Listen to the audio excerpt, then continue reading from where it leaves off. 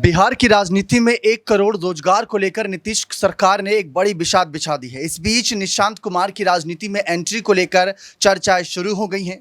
याद होगा तेजस्वी यादव के बयानों पर वो पलटवार नीतीश कुमार के शब्द जब ये कहा करते थे कि इतने रोजगार की बात कर रहे हो, कहां से लाकर दोगे, क्या अपने पिताजी के पास से लाकर दोगे। ऐसे कई सारे शब्द कहीं ना कहीं एनडीए के नेताओं द्वारा कहे जाते थे। तब तेजस्वी यादव पर सवाल उठाए जाते थे। लेकिन आज ये वही नीतीश सरकार है जो 1 करोड़ रोजगार देने तक की बात रखती है। आंकड़ों की अगर हम बात करें तो लाखों में रोजगार की बात होती है। इन सब के बीच निशांत को आगे लाने की चर्चा हो रही है। यानी जब युवाओं को रोजगार देने की बात है तो नीतीश कुमार अपने बेटे निशांत को भी क्या राजनीति में सेट कर देंगे, इस बात को लेकर चर्चा शुरू हो गई है। वैसे निशांत कुमार 50 साल के हैं, अध्यात्म का जीवन अभी तक अपनाया है, लेकिन क्या अब राजनीति का जीवन अपनाएंगे। ऐसे कई नेता हमने राजनीति में देखे जब उन्होंने अपने पिता या अपने चाचा या अपने परिवार की राजनीति को भांपते हुए आगे आने का फैसला लिया। वो मजबूरी बन गई थी उनकी। अगर हेमंत सोरेन की बात करें तो उनका अगर आप इतिहास पढ़ें, अखिलेश यादव का इतिहास पढ़ें, राहुल गांधी का इतिहास पढ़ें, सोनिया गांधी कहा करती थी कि मैं अपने बच्चों को भी राजनीति में नहीं आने दूंगी।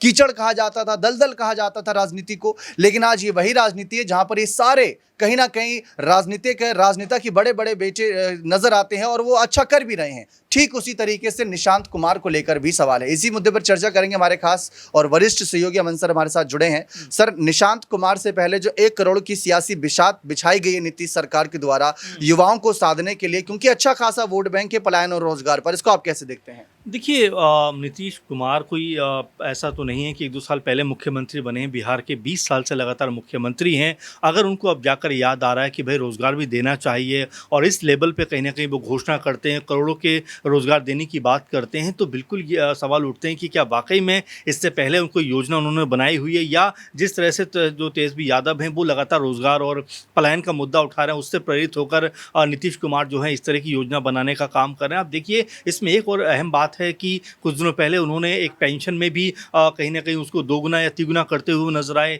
और इसमें भी कहा जा रहा था लगभग 1.25 करोड़ के आसपास जो वोटर हैं उनको साधने का काम नीतीश कुमार ने किया। तो नीतीश कुमार को पता है किन किन पॉइंट्स के ऊपर कह सकते हैं कि लोगों की जो नज़र है वहाँ पर उनको ध्यान देना, और इसी मद्देनज़र वो तमाम घोषणाएं करते हुए दिखाई पड़ रहे हैं। लेकिन देखिए, मुझे ऐसा लगता है कि निशांत को लॉन्च करने की जो पूरी की पूरी स्कीम चल रही है, पूरी की पूरा एक योजनाबद्ध तरीके से कार्य हो रहा है, उसमें क्या रोजगार का के जरिए उनको लॉन्च किया जाएगा, क्या उनको भी रोजगार देने का प्रोग्राम कहीं ना कहीं एनडीए ने बना लिया है। क्योंकि आप देखेंगे कि अब जब 50 के लगभग निशांत होने को आ गए हैं तो आखिर उनको क्या ज़रूरत है कि वो राजनीति में कहीं ना कहीं दखल देते हुए नजर आते हैं, कि अपने पिता की विरासत को वो आगे बढ़ाना चाहते हैं। जबकि जो नीतीश कुमार हैं वो इस बात से पहले ही खफा दिखाई पड़ते थे कि भाई कभी भी वंशवाद को आगे नहीं बढ़ाना चाहिए राजनीति में। आपने देखा कि अक्सर वो लालू यादव परिवार के ऊपर तमाम तरह के आरोप और परिवारवाद की तमाम बातें कहते हुए नजर आते थे, लेकिन जब अपने बेटे की बारी आई तो कहीं ना कहीं चुप्पी उन्होंने साधी हुई। आप देखिए,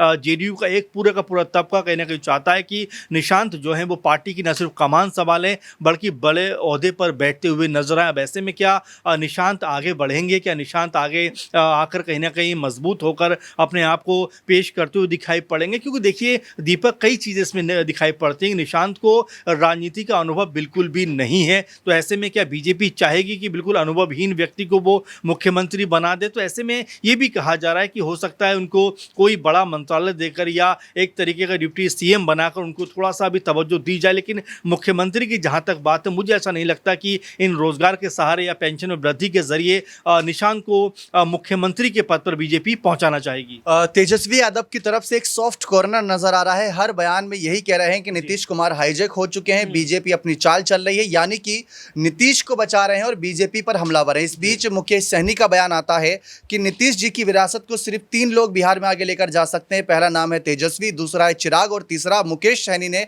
अपना नाम सुझाया था कि हम 3 ऐसे युवा नेतृत्व करता है जो आगे लेकर जाएंगे, और अगर बीजेपी के किसी नेता के हाथ में ये कमान सौंप दी तो वो लूटखोरी करेंगे, इसके अतिरिक्त कुछ नहीं करेंगे। लेकिन अगर इसी फहरिस्त में चौथा नाम निशांत का जुड़ता है तो यहां पर सवाल रहेंगे। लेकिन इस बीच लालू यादव किस तरीके से इस पूरे घटनाक्रम को भांपेंगे, क्योंकि बीजेपी परिवारवाद के मुद्दे पर हमने देखा दिल्ली में चुनाव जीती, प्रवेश वर्मा को सीएम बनाने की बारी थी, लेकिन साहिब सिंह वर्मा उनके पिता का भी सीएम रहे थे तो इस वजह से उनको आगे नहीं बढ़ाया। फिर उसके बाद हमने हरियाणा में देखा कि राव इंद्रजीत सिंह की बेटी आरती राव को मंत्री पद तक सीमित कर दिया गया, जबकि ऐसा लग रहा था कि राव इंद्रजीत सीएम बनेंगे। तो बीजेपी परिवारवाद को सपोर्ट सीएम और डेप्यूटी सीएम पद पर नहीं करेगी। इस बीच अगर निशांत आते हैं तो उसमें बीजेपी की भूमिका क्या है? देखिए दीपक, मुझे ऐसा लगता है कि बीजेपी माहौल और मौका देखकर ये फैसला करती है। यही कह सकते हैं सम्राट चौधरी हैं जिनके पिता एक बड़े राजनीति रहे हैं, उनको नायब सिंह सैनी कहते हैं कि बिहार के मुख्यमंत्री उनको होना चाहिए, तो क्या ये परिवारवाद नहीं है? ऐसे ढेरों एग्जाम्पल बीजेपी के अंदर मौजूद है जहाँ पर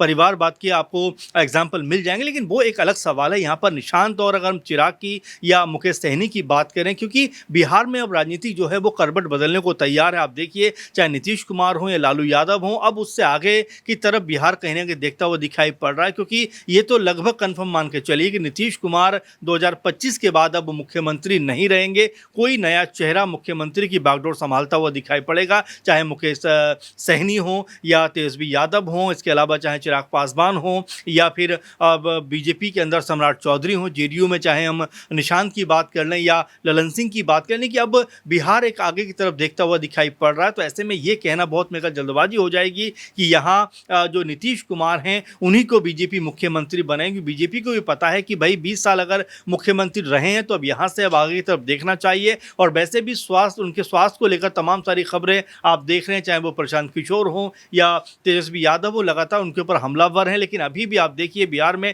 इतनी सारी घटनाएं हो रही हैं, चाहे क्राइम की बात करें, चाहे जिस तरह से हत्याओं की बात करें, एक के बाद एक हत्याएं हो रही हैं और ऐसी जगहों पर हो रही जहाँ पर कोई उम्मीद नहीं कर सकता। लेकिन उसके बावजूद भी अभी तक आप देखिए नीतीश कुमार के मुख से इसके को लेकर कोई भी बात निकल के सामने नहीं आ रही। इससे ऐसा माना जा रहा है कि क्या नीतीश कुमार ने अपने आप को अलग थलग कर लिया है, क्या नीतीश कुमार ने अब ये मान लिया है कि वो मुख्यमंत्री नहीं बनेंगे, इसलिए अपनी जवाबदेही तय करने के लिए सामने नहीं आ रहे हैं। तो यहाँ बिल्कुल इस बात को लेकर कोई दो राय नहीं है कि बिहार में अब अगली पीढ़ी जो है वो कहीं ना कहीं कमान संभालती हुई दिखाई पड़ सकती है। एक तरफ साफ नजर आ रहा है, विपक्ष ये कह रहा है कि नीतीश मोदी जी के सहारे अपनी कुर्सी बचा रहे हैं, मोदी जी नीतीश के सहारे अपनी कुर्सी बचा रहे हैं।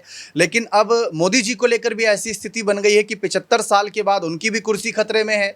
नीतीश की स्थिति भी ऐसी बन गई है कि स्वास्थ्य कारणों की वजह से उनके लिए भी कई सारी चुनौती आन खड़ी हो गई है। क्योंकि हम देख रहे थे ओडिशा के चुनाव जब देख रहे थे, नवीन पटनायक जो 24 साल से लंबे वक्त तक सीएम पद पर बने रहे थे, उनकी हार का कारण स्वास्थ्य बना था और यही बीजेपी थी जिन्होंने स्वास्थ्य को एक बड़ा मुद्दा बनाया था। इसीलिए आज जो लोग भी ये कहेंगे कि तेजस्वी या प्रशांत या चिराग या जो भी नेता हैं जो स्वास्थ्य को लेकर बात रख रहे हैं वो क्यों ऐसा कर रहे हैं, तो वो बीजेपी से भी पूछे कि आपने नवीन पटनायक के साथ ऐसा क्यों किया।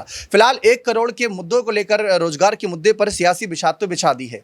1 करोड़ के जरिए कितने परिवार को साधेंगे ये भी देखना दिलचस्प रहेगा। क्या ये वोटर बनेंगे, क्या ये नीतीश को सपोर्ट करेंगे, ये भी देखना दिलचस्प रहेगा। और इन सब के बीच निशांत कुमार पर सब सवाल बनते हैं, क्योंकि निशांत कुमार से जब भी पूछा गया कि क्या आप राजनीति में आएंगे, उन्होंने हमेशा कहा है कि इस पर छोड़िए, क्या ही बात करें, मुस्कुरा देते हैं। यानी ना ही कभी उन्होंने ना किया है और ना ही कभी हाँ किया है। लेकिन समय सारी बात बता देगा, सारी सच्चाई बता देगा। समय पर बहुत कुछ निर्भर करता है। बने रहें चैनल के साथ। बहुत बहुत शुक्रिया।